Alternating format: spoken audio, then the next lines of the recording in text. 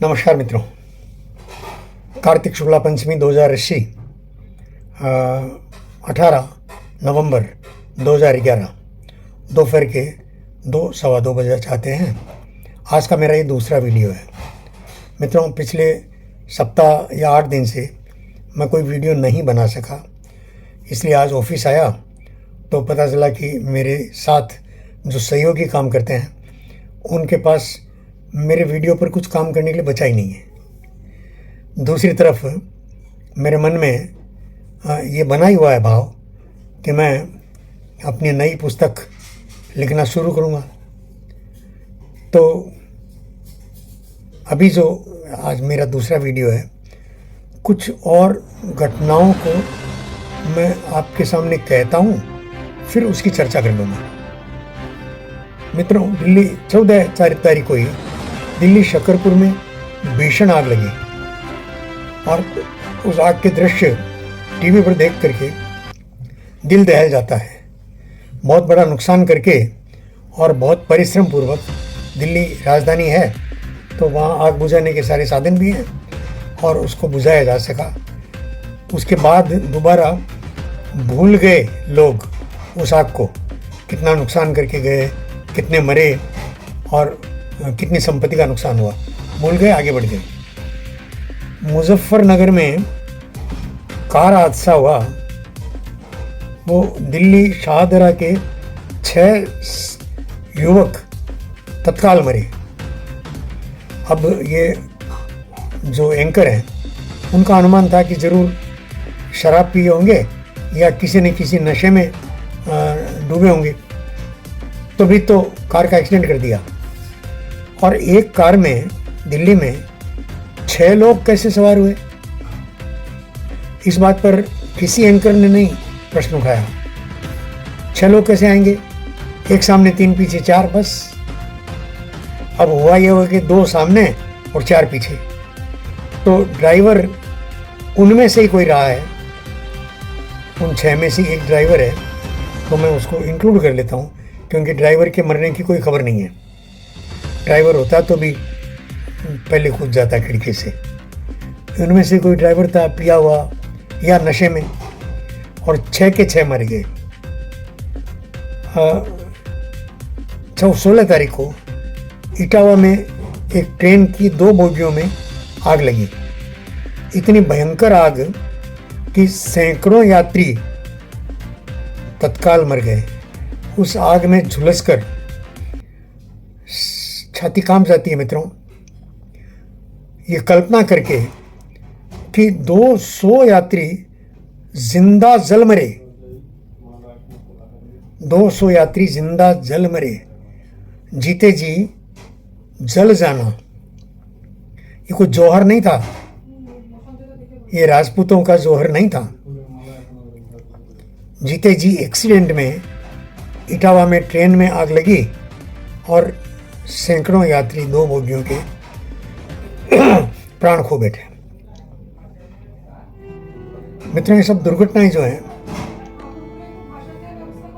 सामान्य तौर पर एंकर कह देते हैं कि भाई ये यांत्रिक दुर्घटना है।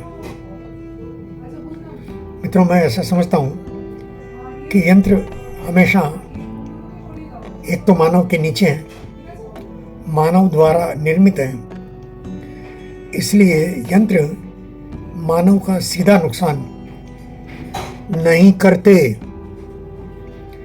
मानव खुद अपना जितना नुकसान कर लेता है पहले, मशीनों की बारी तो बाद में आएगी। एक बहुत पुरानी फिल्म याद आती है मित्रों, रोबोट। पूरी फिल्म रजनीकांत और हमारी सुपर हीरोइन उनकी थी। रजनीकांत वैज्ञानिक है, उसका बनाया रोबोट उसी के लिए मुसीबत बन गया था। लेकिन उस रोबोट को, उस आर्टिफिशियल इंटेलिजेंस को ये ख्याल आया कि नहीं, ये मेरा भगवान है जिसने मुझे बनाया और ये मेरे से परेशान है, तो अब रोबोट मर तो नहीं सकता। रोबोट ने स्वयं को ही अपने में समेट लिया और उसको एक म्यूजियम में बिठा दिया गया। रोबोट, एक मशीन कोई भी एक बार बन गई, डेवलप हो गई, तो उसे समाप्त नहीं किया जा सकता। आज एआई के कितने भी बड़े खतरे आदमी के सामने आ गए हों, बुरी तरह से, मैं एक वीडियो बनाकर और चर्चा करूंगा आपके साथ, लेकिन फिर भी एआई स्वयं चलाकर आदमी का नुकसान नहीं कर सकती। जिन वैज्ञानिकों ने एआई की खोज की, वैज्ञानिक ने ही तो निकाला है, जिन वैज्ञानिकों ने G5 G6 एआई, उन्होंने मानवता के हित में, क्योंकि मानवता के हित में ये निर्णय लेने में सहायक होगी, वो मानवता का नुकसान करने कैसे लग गई, इस पर मैं चर्चा करूंगा एक वीडियो और बनाकर। लेकिन अभी ये जो ट्रेन हादसा है या शकरपुर में भीषण आग है, इन सब के पीछे भले हम कारण जो है वो अदृश्य सा कहीं भी ठहराते हो, अदृश्य कारण, और किसी कारण से आग लग गई, अरे इतना नहीं समझते कि आम आदमी का दिल जल रहा है अपने ही पापों से, अपने पापों से जल रहा है दिल। और ये जो आग है, ये करोड़ों व्यक्तियों के हृदय में जलती आग, अपने ही पापों से जलती आग। अपने ही पापों का अर्थ यह है कि या तो स्वयं उस व्यक्ति की दिल में आग है, या कोई और दूसरे पड़ोसी की और बदकारी देख करके आग से जल रहा है, क्योंकि वो उसके विरोध में कुछ कर नहीं सकता। तो कुल मिलाकर मानव के अपने दुष्कर्म, अपकर्म, वो इन सारी दुर्घटनाओं के कारण है। समस्त दुर्घटनाओं के कारण जो है मानव के अपने दुष्कर्म हैं। मानव अगर अपनी मानवता पर लौट आए तो ये सब और हादसे और होने वाले नहीं हैं।